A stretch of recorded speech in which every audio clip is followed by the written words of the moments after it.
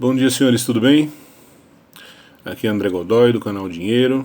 Espero que esteja tudo bem com você. E hoje eu vim falar de um assunto de natureza macroeconômica, vamos dizer assim, porque eu acho que é um assunto importante de a gente discutir e ajuda cada um de nós a ter os pés no chão e saber exatamente onde estamos pisando, né? O que afinal de contas está acontecendo lá fora. Bom, você deve ter visto que o Lula ele deve ter tido já sua centésima, quinquagésima tentativa de mudar metas de inflação, taxa de câmbio. Ele está esperneando porque ele está se sentindo sem dinheiro, né? E o que está acontecendo na verdade? Afinal de contas, como que o Brasil está? Como que não está? É verdade que não tem dinheiro? O que está havendo?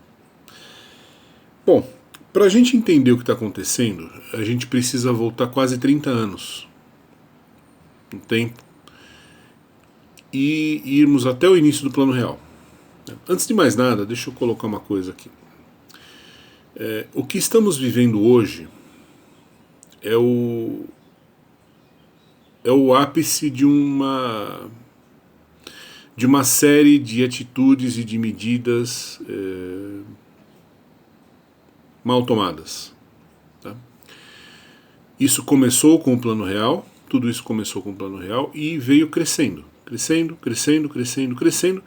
E hoje nós estamos, digamos assim, no clímax disso. Nós chegamos no ponto alto de todos os desdobramentos e consequências dos erros que nós tomamos nos últimos 30 anos. Tudo isso começou com um problema de inflação que o Brasil teve nas décadas de 70, 80, uma inflação descontrolada, absolutamente. Se você não sabe, nós chegamos até aqui no Brasil uma inflação de 100% ao mês, ultrapassávamos os 5.000% ao ano, e tudo isso porque, basicamente, o Estado gastava mais do que arrecadava. Naquele momento, o que o Estado fazia? Como que o Estado conseguia cobrir suas contas? Ele imprimia dinheiro. Não havia leis que o impedissem de fazer isso, então o Estado simplesmente imprimia grana. Os políticos mandavam ligar a impressora e acabou. Né? Os políticos e as suas máquinas custavam muito mais do que a máquina de arrecadação conseguia apurar. Então eles imprimiam dinheiro, pagavam suas contas, só que em compensação geravam lá uma inflação de 5.000% ao ano. Quando veio o Plano Real, qual foi a proposta? Cortar os gastos e diminuir o tamanho do Estado? Não. Você pode dizer, mas privatizou. Sim, privatizou. Muita coisa. Só que nem só de estatais vivia o Estado, nem só de estatais viviam os políticos. Políticos também vivem de autarquias, vivem de promotorias, de juizados, de ministérios, de secretarias da Fazenda, estaduais, municipais, federais, enfim. A criatividade dessa gente é muito ampla.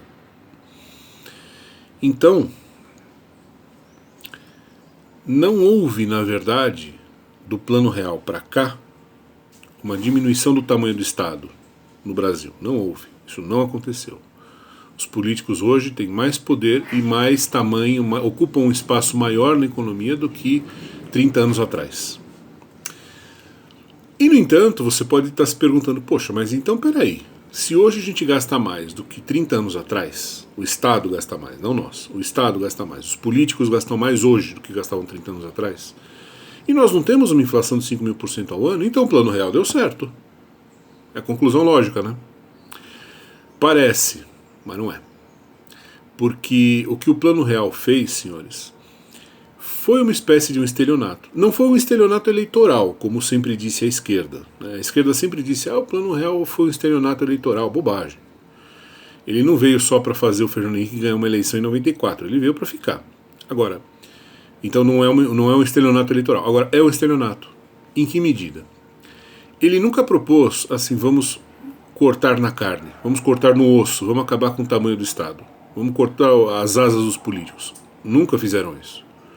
Pelo contrário, o Estado e os políticos sempre estiveram muito à vontade para crescer o seu tamanho indefinidamente. E foi o que aconteceu. nos últimos 30 anos. E aí deve estar um ponto de interrogação enorme na sua cabeça. Né? Fala, bom, então peraí, então como que esses caras fizeram? Porque se o Estado hoje é maior, se os políticos hoje gastam mais do que os de 30 anos atrás, e nós não temos uma inflação de 5.000% ao ano, então como é que está acontecendo? É muito simples. O Plano Real, ele mandou desligar a impressora e mandou ligar a máquina de arrecadação. Então, antes do Plano Real, para vocês terem uma ideia, na época dos militares, não que eles fossem uma grande coisa em termos de liberalismo econômico, né? Mas na época dos militares, a carga tributária no Brasil era 18%.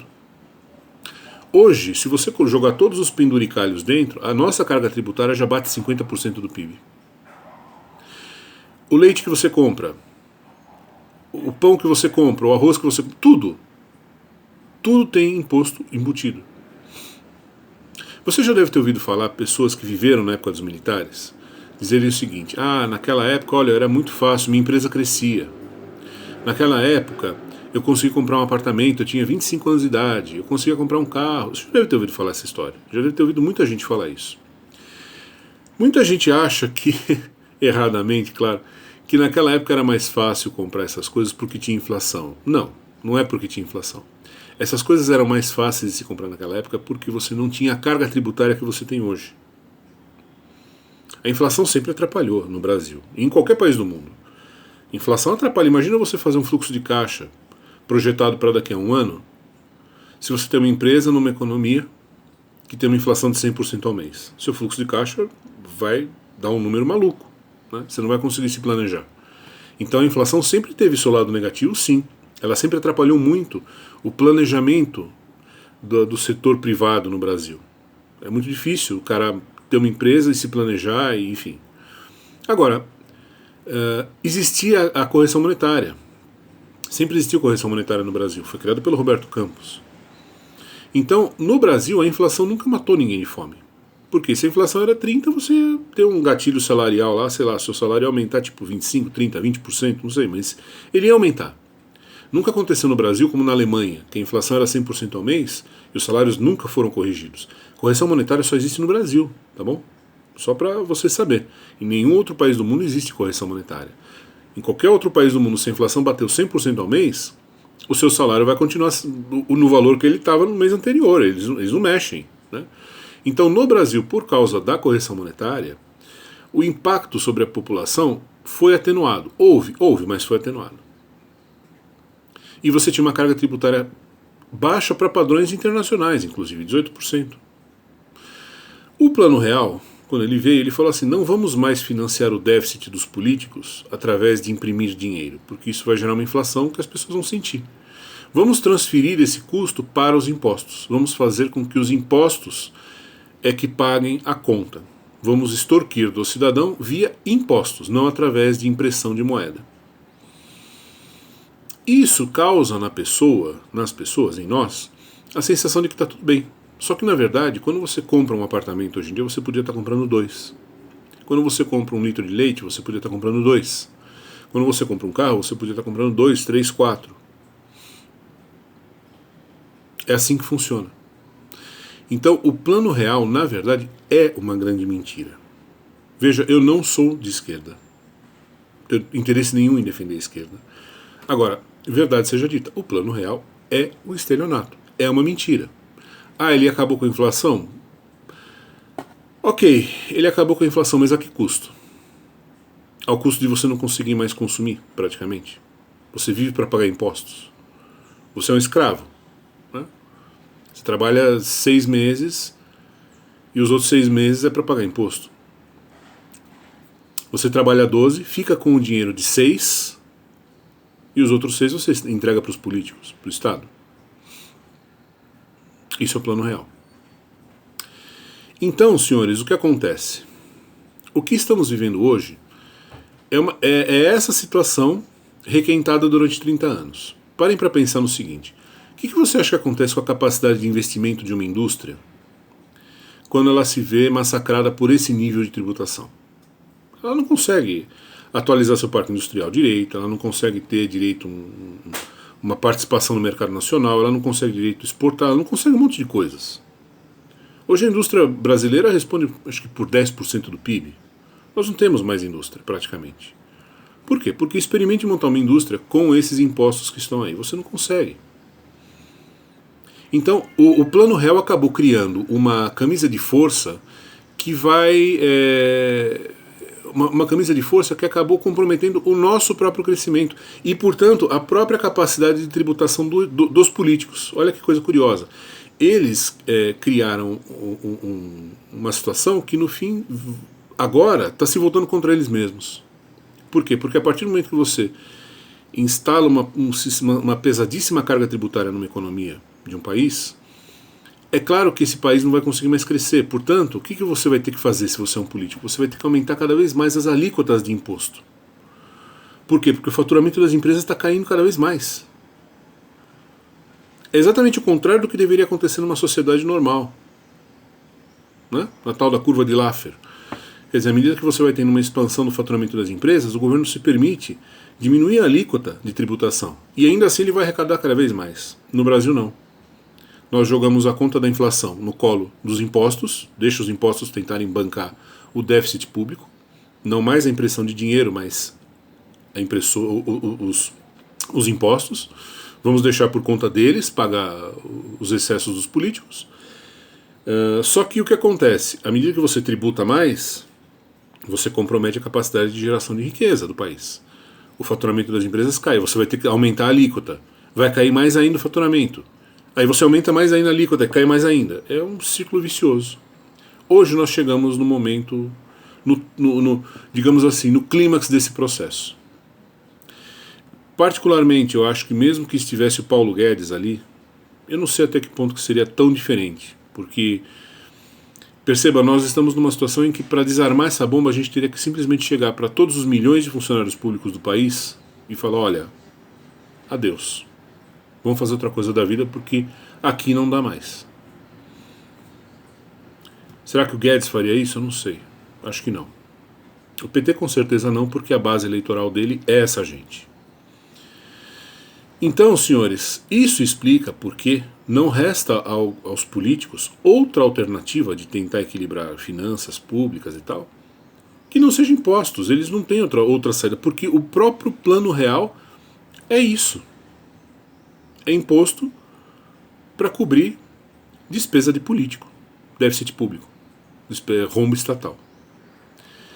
São 30 anos fazendo isso. É a mesma coisa que você... É o exemplo que eu sempre dou do dente, né? A mesma coisa que você tem um dente que está cariado há 30 anos. Imagina depois de 30 anos como é que vai estar o dente.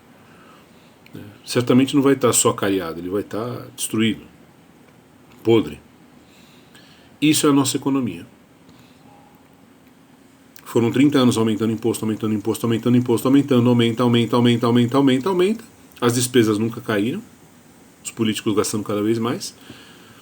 E agora, qual a solução que eles acham que eles vão ter para a nossa dificuldade? Aumentar impostos. Quer dizer, vai jogar mais ainda a economia no buraco e não sei como vamos sair disso.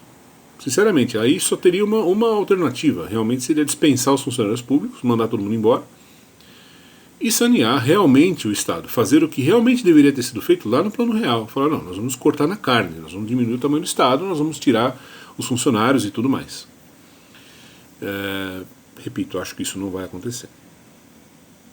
Mas enfim, senhores, eu quis dar essa palavra com vocês hoje só para vocês entenderem em que país vocês estão vivendo há 30 anos, para quem ainda não sabia. Tudo é uma grande mentira, o Plano Real é uma grande mentira, e hoje nós temos aí esse abacaxi enorme para tentar descascar. E o pior é que esse abacaxi está nas mãos mais incompetentes do mundo, né? Está na mão do PT, dessa gente toda. Que certamente, eu não sei nem se eles saberiam descascar, mesmo que eles tivessem a boa intenção, acho que eles não têm nem capacidade mental de fazer uma coisa dessa. Mas enfim, senhores, essa é o panorama do país em que você vive. Então saiba que você está num país em que você trabalha para sustentar políticos, só, mais nada, esquece saúde e educação, esquece. Tudo isso é desculpa para poder meter a mão no seu bolso, cada vez mais. E estamos chegando num momento decisivo, na hora da verdade, porque já está chegando numa situação em que não tem muito mais o que tributar e os caras estão querendo aumentar imposto. Como isso vai terminar, veremos. Tá bom? Por hoje é só, senhores. Um abraço para vocês. Dúvidas, comentários, por favor, deixem aqui embaixo, tá bom? Grande abraço para vocês. Até mais.